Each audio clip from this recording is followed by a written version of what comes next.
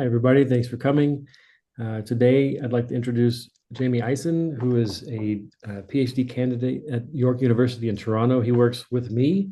I've known Jamie for about 7 years now, and he started working in my lab, I guess, 5 years ago. And he's done a fantastic job upgrading, building, testing, validating our chamber, and then making it work really well in South Polar Mars conditions. And you're going to see a great talk today about several of his projects that include CO2 ice at the South Pole of Mars, and then how that we can relate that to orbital observations. And Jamie is going to defend his PhD thesis on June 5th in Toronto, if anyone wants to make it, or we can make the link public. And he's already got a postdoc lined up for starting in July. So anyway, I want to say Jamie's done great work, and I'm going to miss him when he leaves. Okay, Jamie, take it away. Thank you, Isaac. Thank you, everyone, for joining today. I'm going to do this great talk about CO2 ice and water ice on Mars and the laboratory results that we got in the lab. So I'd like to start this talk out today with this image of Austroscopuli, which is located in the South Pole during springtime. And I bring up this image because it shows a variety of ice morphologies, mainly CO2 ice, that show up in a variety of morphologies, including this bright frosty type of ice or this darker transparent type of ice. And there's water ice, of course, in the mixture as well, which becomes challenging to interpret from orbital observations alone, which is what motivates laboratory studies such as this one. So Mars seasonal ice caps, they take up about the equivalent surface area, about 18 million square kilometers, which is about the equivalent of the South American continent. And these caps, they expand to 51 degrees in the north, 46 degrees in the south, and they drive planet-wide cycles of CO2, water, and dust. And these ices come in a variety of morphologies for CO2, such as translucent and CO2, translucent and frosty types of CO2, which becomes very complicated from orbit. So orbital observations alone aren't enough, which brings us to our approach, which is to simulate these types of ices in a vacuum chamber, deposit carbon dioxide and water ices in a vacuum chamber, and simulate these environments. So this brings us to these three objectives of my PhD dissertation. And the first is to constrain the reflectance of these type of ices. So frosty type of CO2 and translucent CO2 types of ice, they reflect light differently. So our main objective here is to measure the directional reflectance of the carbon dioxide ice morphologies. And the second objective is to take layered carbon dioxide and water ice and to measure the spectra of layering water frost on top of CO2 ice, because even a very thin layer of water frost can hide underlying CO2, which can make a CO2-rich surface appear to be water ice dominated from orbit, even though it's a very small amount. So here our main objective is to measure the spectra of layered CO2 and water ice layer by depositing a small amount of water ice on top each throughout an experiment. And the third objective is to that the formation conditions are not well constrained. So the pressure, the temperature, and the radiative environment, as well as circulation, could influence the formation of these types of morphologies. And we look into classifying the CO2 ice states with their pressure and temperature conditions to understand which conditions make these different types of morphologies. So if we look at the differences between the North and the North Pole during spring, we can see this Marcy mosaic here, that it's mostly water ice dominated, as you can see in the omega spectra. During spring here in around LS 50, most of the spectra of the surface is covered by water ice. And in the South Pole, and there's some hints of CO2 ice peeking through there. But in the South Pole, it's quite different, because the spectra shows mostly CO2 ice and very small hints of water ice bands. But what is really interesting is the cryptic region, because there's no CO2 spectral signature seen here, although it is cold enough for CO2 to form. This is what we suspect is transparent CO2 ice. And in these stronger CO2 regions seen here are colder relative to the cryptic region, and these show stronger CO2 signals, which we'll see which we investigate later in this presentation. So the MARVIN chamber, not to conflict with Looney Tunes Marvin the Martian, MARVIN actually stands for Mars Volatile and Ice Evolution Chamber. It is a 70 centimeter diameter chamber and 1 meter in length. And what makes this chamber unique is its black painted sky shroud, which sets a cooled radiative environment around the chamber, which I'll show the effects of this later in the presentation. And we cool this chamber using liquid nitrogen and can control it with a LabVIEW based control system. We could pump down this chamber down to a minimum of 0.1 millibar with a dry school vacuum pump, which is enough to reach our Mars pressure later. And we control CO2 deposition by controlling the CO2 pressure in the chamber with a mass flow controller. And we can also perform flash vaporization of water droplets with an attached antechamber where we could drop small amounts of measured water each time to measure the amount of water that we put into the system. We have several imaging systems as well, including a digital camera and a microscope and a webcam and a co-located fiber optic probe here that measures the detection and light source within the single probe. We also have a 2-probe system that we can separate the detector and light source, which we'll see later. So what's really important here about the CO2 ice morphology is the threshold at which these morphologies format. So this is typically around 140K, but here we'll see without the sky shroud cold, this frosty type of CO2 ice occurs at below 130 Kelvin. And here's a video of the ice growing. And it forms this frosty, more porous type of grainy structure. And then above 130 Kelvin, we get this translucent type of CO2 ice, which forms this densified slab. And when we cool the sky shroud, we have this different effect, which shifts this temperature at which these morphologies format. So above 140 Kelvin with the sky shroud cooled is when we get this very transparent type of CO2 ice where you could see right through to the sample plate beneath. And these temperatures line up with what we see with test observations and these Marcy mosaic at the South Pole. Whereas you see these this bright area is where you see that the temperatures are colder than 140 Kelvin or around 140 Kelvin. And the cryptic region is well above this temperature, which could be relative to this ice.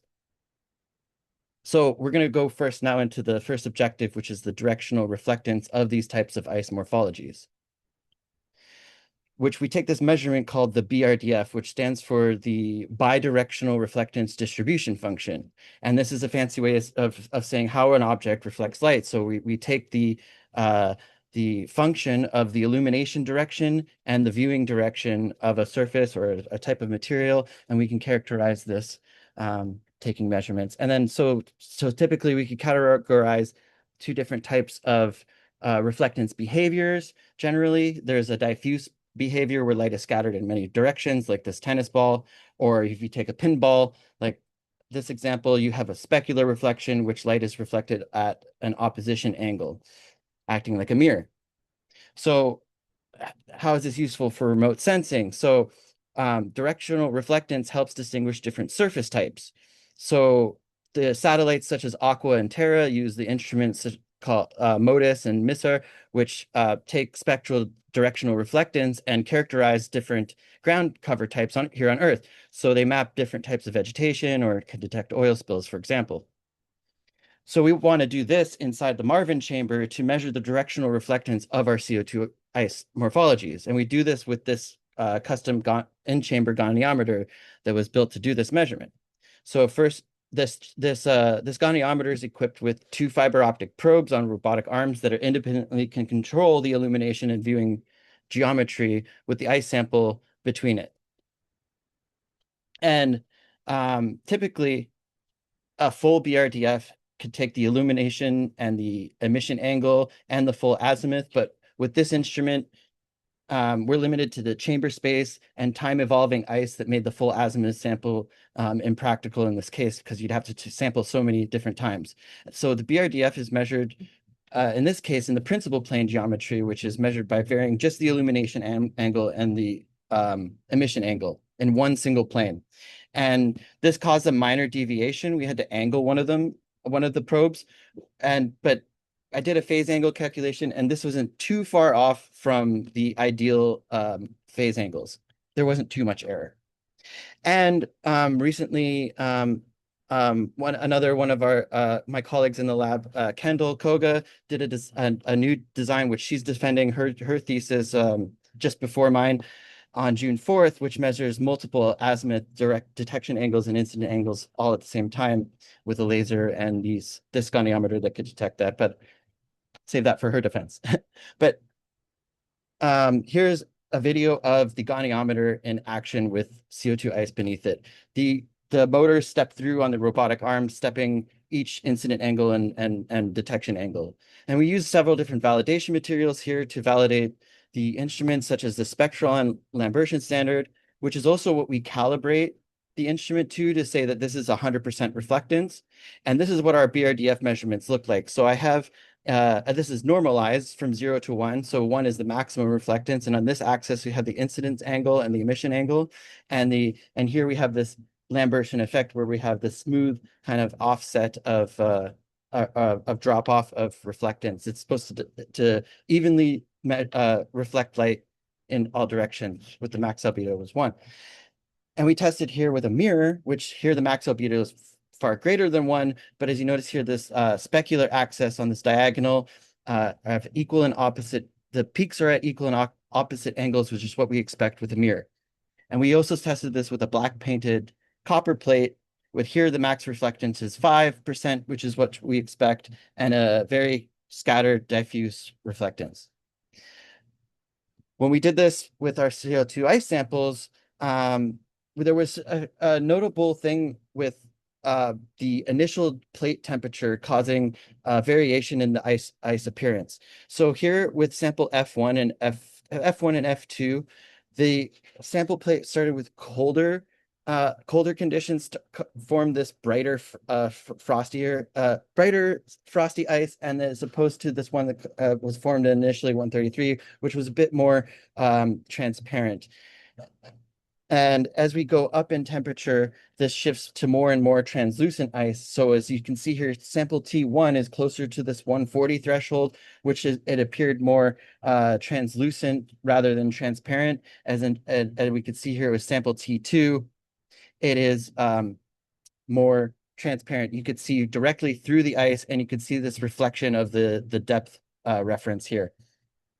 So the initial surface temperature controls the appearance of the CO2 ice, and below 140, we get this frosty diffuse surface, and above 140, we get this translucent slab-like surface, and anywhere close to this threshold, we have this hybrid type of morphology.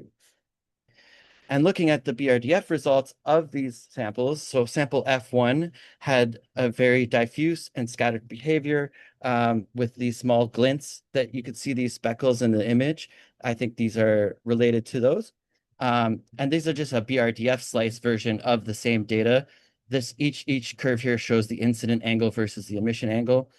And here we see this moderately reflective surface that is diffuse in its character.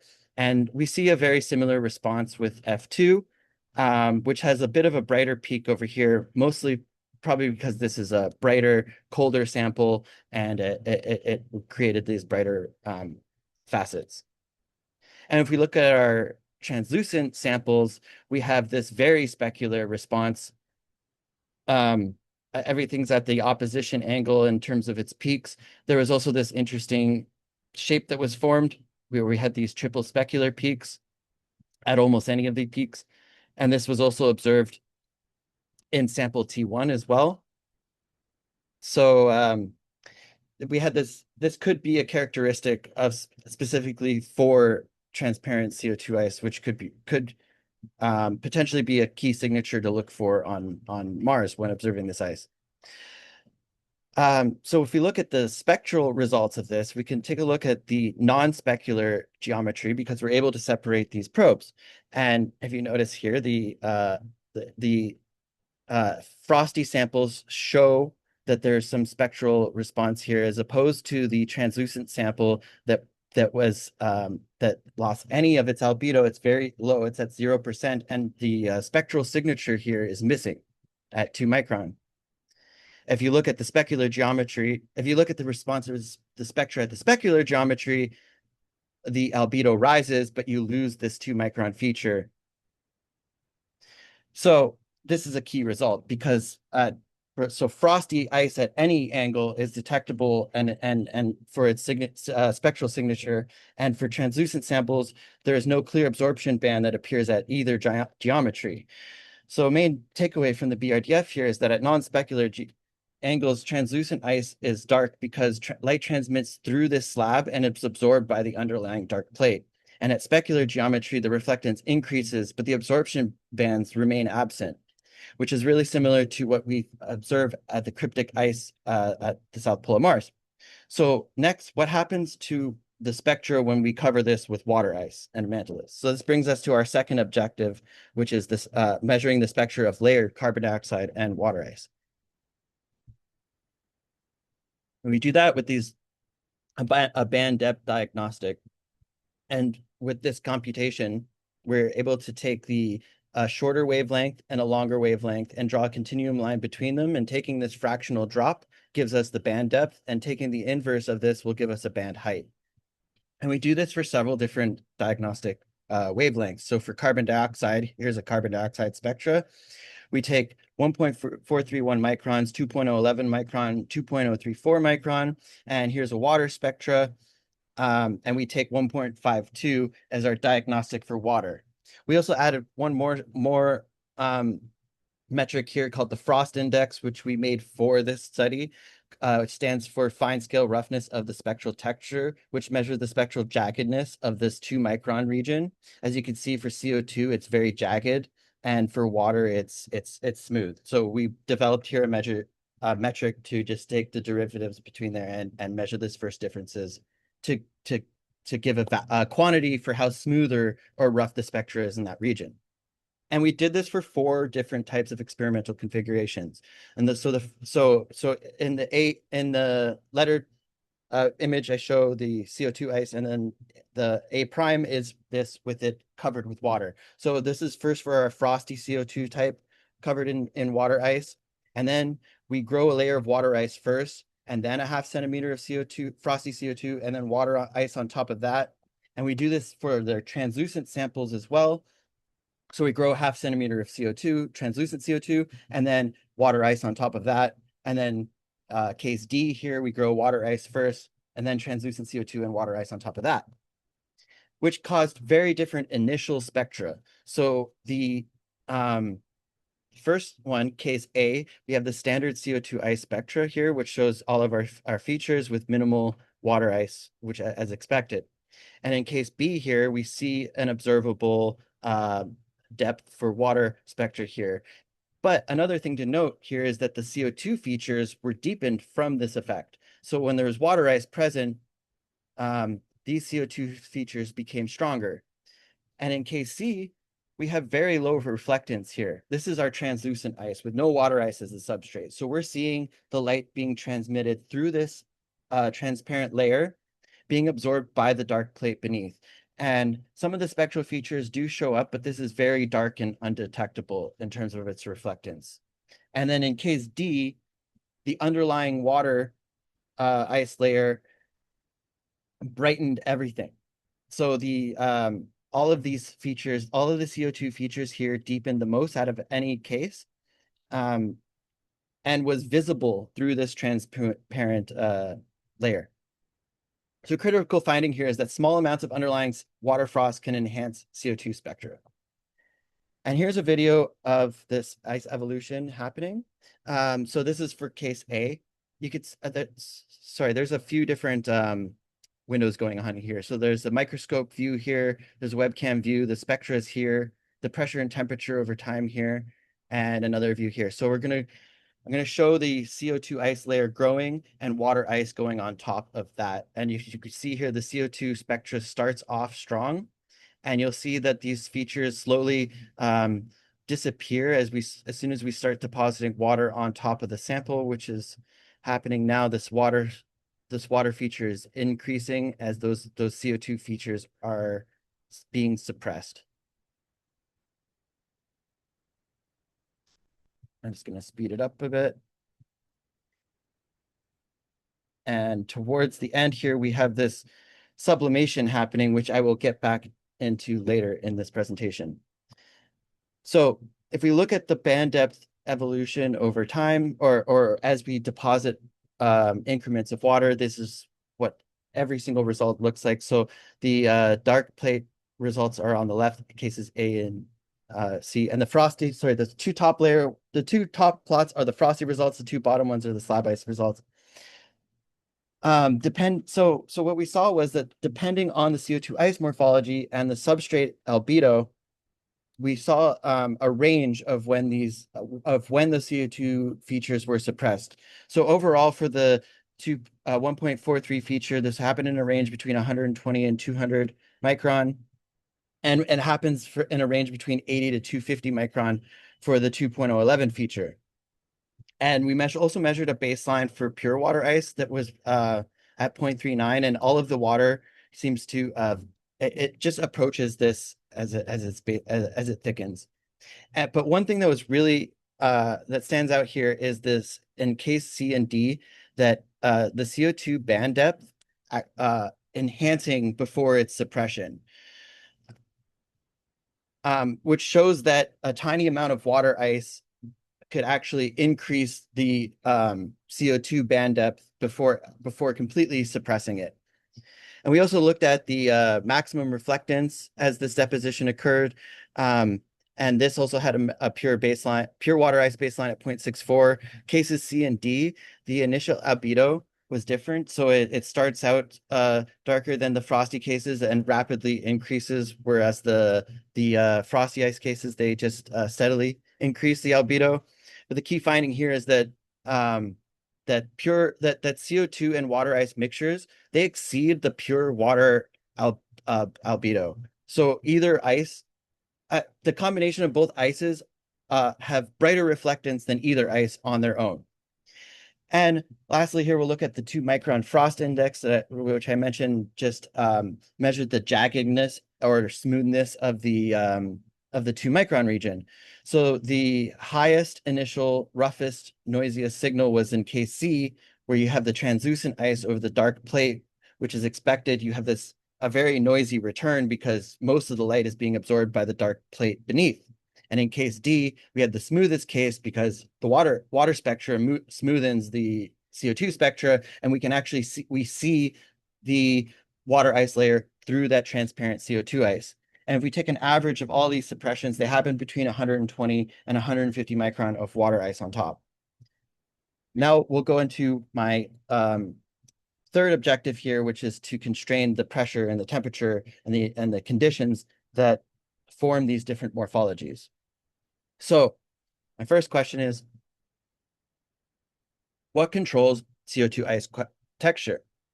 Work done by Porcianchina et al. 2019 showed this laboratory investigation where she had classified CO2 ice morphologies based off of the cooling plate temperature and the CO2 pressure in the chamber.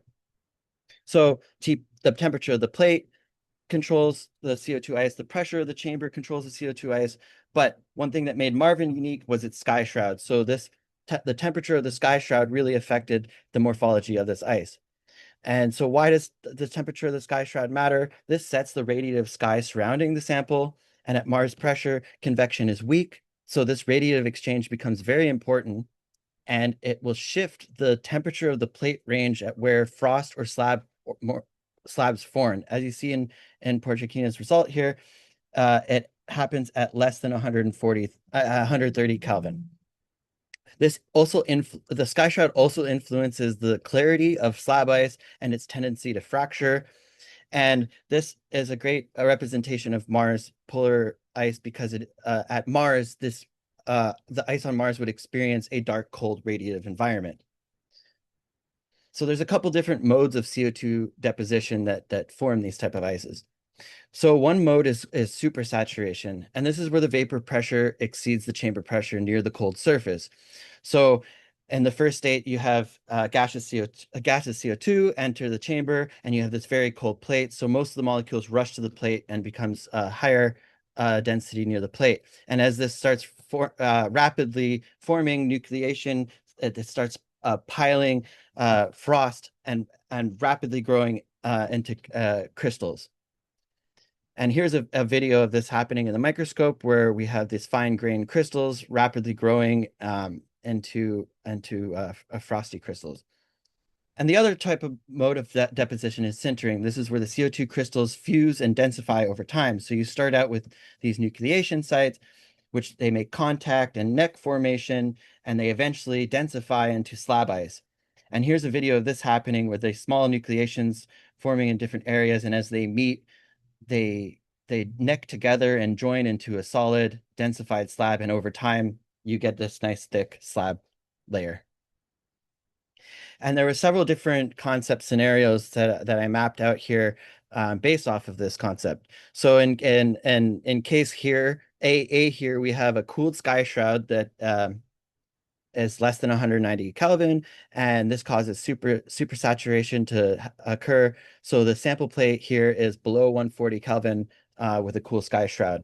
And so this influences that supersaturation to happen at a higher temperature. Whereas you have at the no shroud scenarios, such as Anya Porcicchina's result 2019, where you have this open radiative view, and this shifts the sample plate temperature down to 130 Kelvin because you have a weaker near surface vapor field. So you have more radiative heat loss happening observed from where the ice basically sees around it.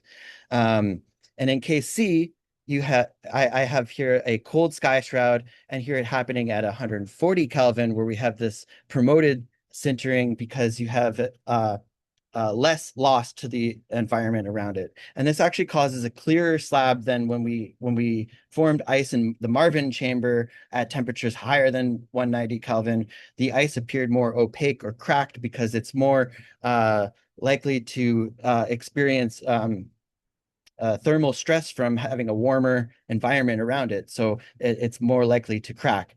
And in another case here, we activated a fan, which even with very low temperatures prevented supersaturation from occurring, which formed slab ice rather than frosty ice. So when we mapped these textures to pressure and temperature, this is what we ended up with, this whole classification map. And so we classified them, the ice texture by frosty ice, and then three types of slab classifications: translucent slab ice, which is glass-like and transparent, or opaque slab ice, which is cloudy, white, and translucent, or cracked slab, which is fractured and has a network pattern. And overall, this is the shroud temperature, which we had done at a variety of with a range of temperatures from all the way from 100 Kelvin to 300 Kelvin, which we got many different results. So with our cold shroud results, we see this evolution from slab ice to frosty ice when we start here at a warmer temperature. We start here in the video with this very transparent ice, and as the temperature drops, the ice becomes more opaque and frostier. So I just summarized the images here. So we started out with this transparent slab at 145 Kelvin, and we dropped to 140. You see the slight change. It becomes more translucent. At 130, we came with frosty on top of the slab, and down at 120, it's no longer transparent anymore or any slab-like quality. It's mostly grainy on the surface. And within that classification, I separated the classifiers down to the ones that were in only the cold shroud conditions. And you could see this transition where you have opaque slab. It's happening here around 140 Kelvin. And above that, you have this more transparent ice, and below that is all frosty. As opposed to when we have our warm shroud results, here I separated above 285 Kelvin. So here our shroud was at about room temperature. And in these images here, I show the ice was like more influenced to become cracked because it was under more thermal stress. At colder temperatures, this formed a more milky, more opaque slab. And this happened even down at 125, whereas opposed to when we have the cold shroud, this happens at a much greater temperature. And our frosty ice looks the same but it required a much colder temperature to achieve. So also circulation had an effect on this ice. So during this experiment, what I did was I built a copper wall on the sample plate, and I cooled the sample plate down to 110 Kelvin. So this is guaranteed shroud or no shroud. This is going to be frosty ice. And of course, frosty ice started forming. But on the right side here, I had a fan that was on the whole time.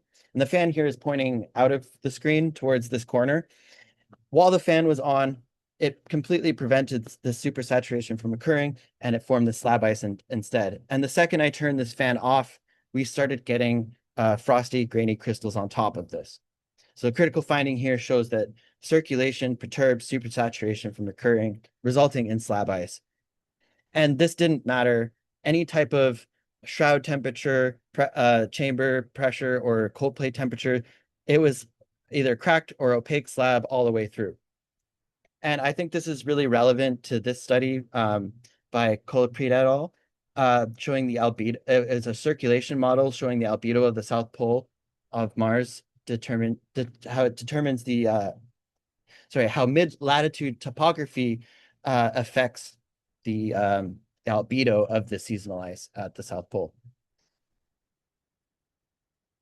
Sorry, and which also mainly happens, which mentions the Hellas Basin, which shows influence of strong circulation during this seasonal deposition, which could potentially show that this effect has is really relative to the formation of the cryptic terrain. Another really interesting effect that happened in the chamber was CO2 snowfall. So when the sky shroud was cooled too far, CO2 ice started to form on the shroud itself. And when the sky shroud warmed, the snow fell onto the ice, and it actually sinters into the ice, densifying into the slab around it. I'll just let this play for a second. And due to the sky shroud warming, this caused thermal stress, furthering allowing for the slab ice to crack. Now, what happens when we cut off the LN2, the liquid nitrogen? The sample plate will warm, and as it warms, the CO2 that's trapped beneath a water ice layer will start to sublimate, and it'll try to find pathways to escape. So here it causes these bubbles, and they rupture, and they leave these rings behind because the temperature at which CO2 and water ice sublimate are different. So this is far different temperatures. So the CO2 is escaping and trying to find a pathway through the water ice. And here another experiment, we did this with airflow. So we had a fan on over here during this sublimation, and what happens is this water ice layer actually gets removed during this process, exposing the underlying CO2 layer. So some key conclusions and takeaways here from our directional reflectance experiment with CO2 ice. We saw that frosty CO2 ice is bright and it's diffuse, it's spectrally identifiable, whereas translucent slab CO2 ice is specular and it's dark at non-specular angles, and it's also spectrally muted. And for our second objective to measure the spectra of layered CO2 and water ice, we saw that thin amounts of water frost obscure CO2 spectra. So somewhere on the sub-millimeter scale of 150 micron on average, water veneers can suppress underlying CO2. And that CO2-rich surfaces, they can appear water ice dominated from orbit, or when there is even less water and CO2 features, they can actually strengthen these features with a very small amount of water. And the substrate brightness also changes how strongly CO2 bands appear. So the substrate enhances the features, while a dark substrate may mute it, depending on if you have the frosty or the transparent type of CO2 ice. And also that the combination of both these ices together are brighter than either ice on their own. And about the formation conditions, the environment controls which CO2 textures form. So the temperature of the plate, the temperature of the shroud, the pressure of the chamber, and the circulation all matter on the control of the CO2 morphology. and this namely shifts the temperature at which the temperature of the plate based on the temperature of the shroud. So we saw that it shifted from 130 Kelvin with no shroud to 140 Kelvin, at which the threshold of these morphologies change. So the warmer shroud conditions, they favor cloudier or more fractured slabs, whereas glass-like transparency is observed with cold shroud conditions. And that forced circulation prevents frosty deposition from occurring. And the overall takeaway from this entire presentation is that laboratory grown CO2 ice textures, they link formation conditions to the orbital appearance at Mars. Mars seasonal ice can appear bright, dark, spectrally muted, or fractured depending on morphology, water ice coverage, substrate type, and the circulation. And thank you. That's all for my presentation. Great job, Jamie. We have time for questions.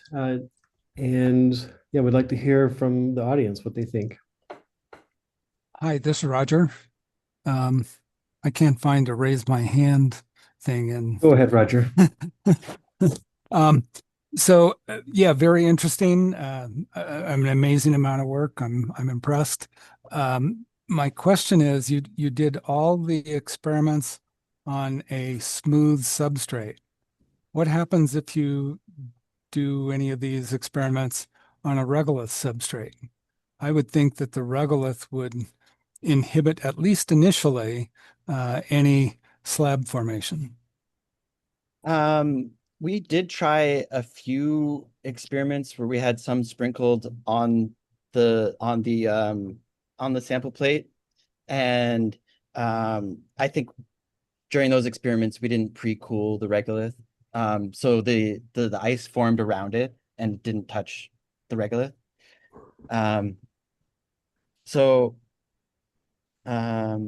Yeah, I think this would greatly affect it, but also an experiment like that could be done where we would pre-cool it. But most of the experiments we did here, we purged the chamber to have accurate like measurement of the quantity of what we're putting in. So we always had to, or to make sure that we only had a pure CO2 ice sample. So in order to have like pre-cooled regolith, we would kind of need to open the chamber really quick and put it in, or there's other methods that could have been done, but they weren't really geared here. I do agree that this should be investigated though. Jamie, just to add a little bit of context, Porciankina in 2019, they put copper powder in a pile, a heap, beneath ice, 116 millimeters thick, and it was translucent. You can still see the grains perfectly of the copper. And so, Roger, you're right, but you can still make very frosty or very translucent ice on that. I think with those results, she likely did it at a higher pressure for hers to be transparent, though. Yeah. That's too bad. So at Mars pressure and temperature, I think in order to not contaminate the regolith, like it needs to be like pre-cooled is what in order to do it. Otherwise, the regolith is sitting warm on the plate. Yeah, it would have to cool, or just let it sit overnight in a cooled chamber. Yeah, Mike's hand is up. Yeah, nice job, Jamie. Really enjoyed it. I think we talked a little bit about this at LPSC, but I'm a big believer in phase boundaries, and where the CO2 contacts the atmosphere, that the pressure and temperature should be in equilibrium. So, what I was sort of thinking about, but I'm not sure it's what you're saying, is that if you're measuring the temperature of the substrate, then there's going to be a thermal gradient across the ice. So the top of the ice can be in equilibrium with the atmosphere. And then I agree, the bulk can be at any temperature in between. And, 140 Kelvin corresponds to what, about 0.2 millibar or something small, whereas 146 to 148 Kelvin is kind of the range in which you would expect to be in equilibrium, the South Pole winter. So is that what you're saying? Or are you actually saying that the temperature itself is out of equilibrium with the atmospheric pressure above it? Well, I'm gonna go back a few slides and bring up that plot.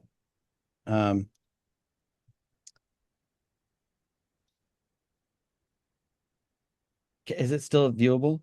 It's viewable. It's small, but it's viewable.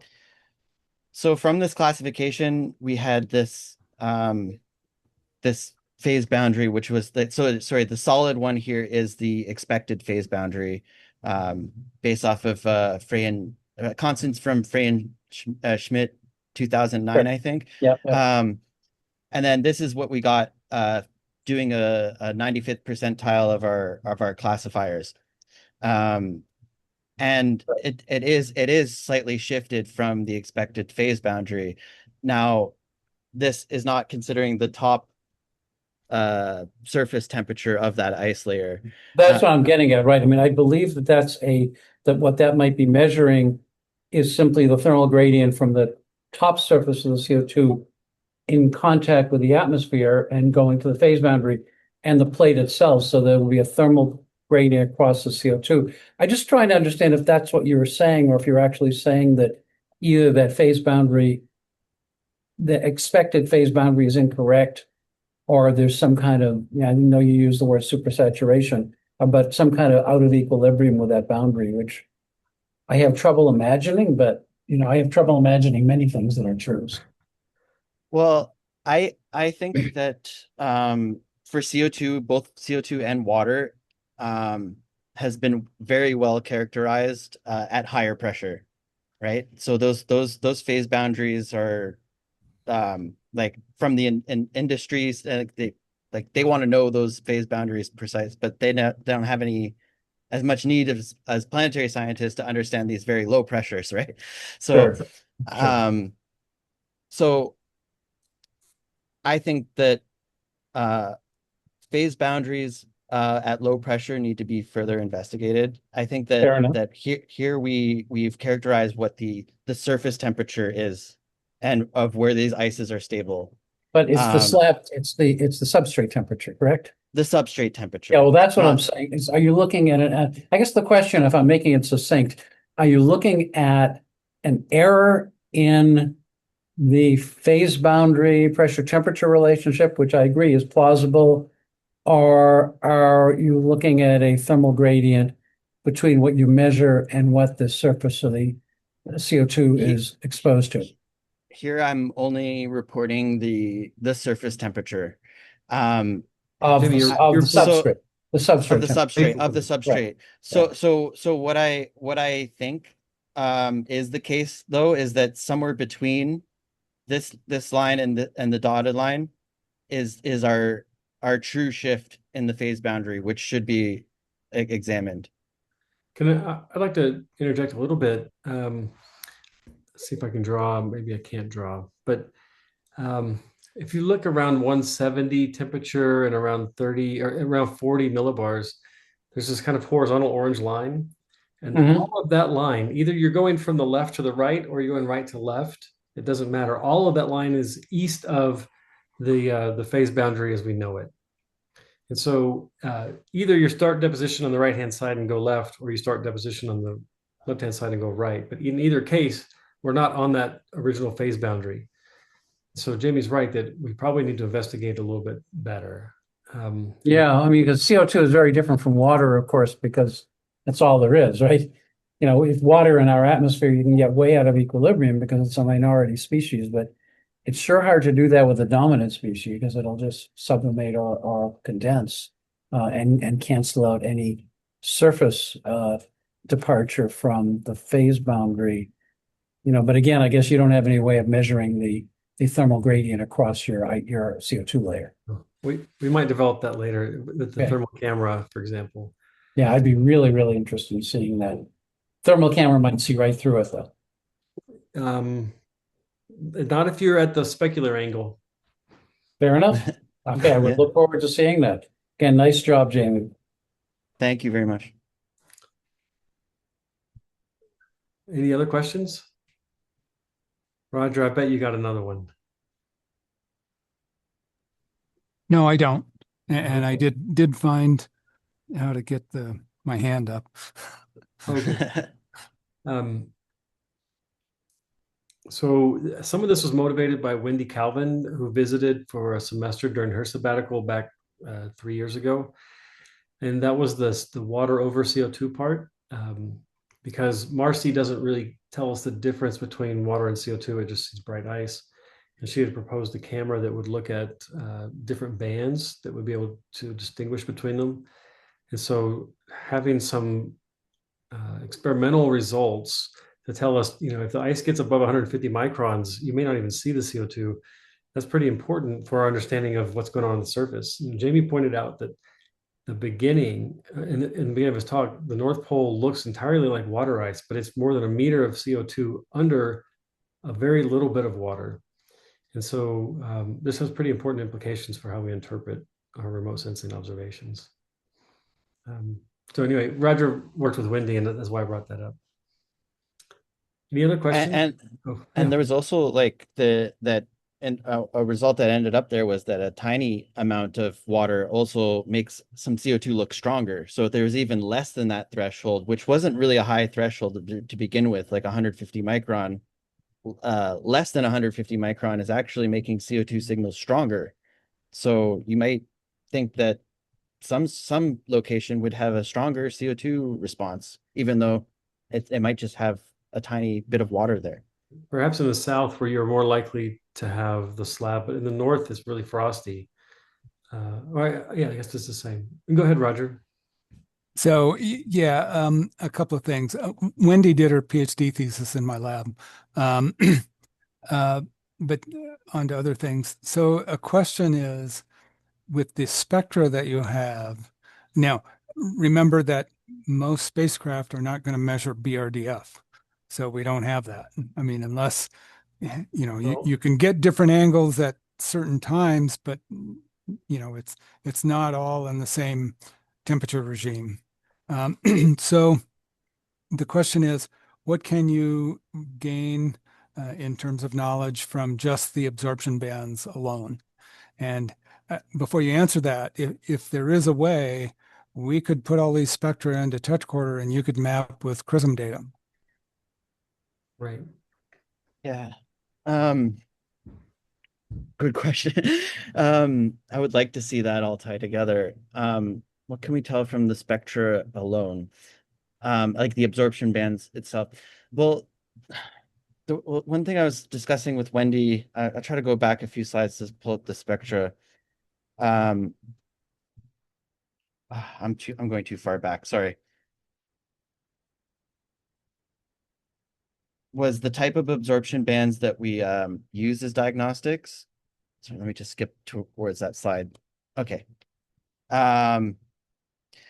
Was that so for example, the strongest of the CO2 absorption bands, oh sorry, the strongest ones are in the 2 micron region. They dip down very far. But at Mars, this is inconvenient because this is an absorption feature seen by the gaseous CO2 in the atmosphere. So this causes attenuation. So I know there's a bunch of corrections done to measure the surface ice in that part of the spectra. So they mostly use in other papers I've seen 1.431, which is a very weak absorption feature. But one thing I can think of in terms of the directional, how like the directional reflectance effects here, it was back on this slide. Sorry, I'm a little bit all over the place here, was the specular and the non-specular geometry of the translucent versus the frosty ice. So you would, I guess, be able to, with this knowledge, be able to map areas that were possibly much colder, because if you're able to detect these 2 micron features, you're likely in a spot that is colder, making this brighter ice. Either that or you're in, or yeah. So the thing is, for this geometry, the specular geometry of the translucent ice becomes difficult. So this actually leads to us saying that that picking this up would be very difficult because you need this spacecraft to have that geometry. Otherwise, you're getting a dark signal, which is what we see in the omega spectra is that the like the cryptic region is completely void of these features, likely because you're seeing dark substrate through that transparent ice. So yeah, I'd like to see this knowledge tie together though with directional reflectance. I mean, could BRDF products be made from Chrism? That could we possibly link these We're things not- together? Well, so I'll interject on that. Prism only looks nadir, so no. That said, Marcy has a very wide field of view and covers a whole lot of emission angles. And over 20 years, Marcy has rolled lots of times. And so a former student of mine named Prithvi Acharya, who is now a postdoc with Wendy, is looking at rolled Marcy images and finding that the specular reflection is huge. It's like 7 to 10 times brighter than off specular angles. And so we actually probably do have a BRDF from the many decades or the 2 decades of Marcy data rate acquisition. So Roger, look forward to that because that's upcoming. Okay. I think we should probably wrap up the hour. Jamie, you did great. Thank you. Thank you. To talk. I hope this was good practice for your defense that's coming up in a couple of weeks. Yeah, good luck. Thank you. He's going to do great. Okay. Thanks, everybody. I'm going to stop recording.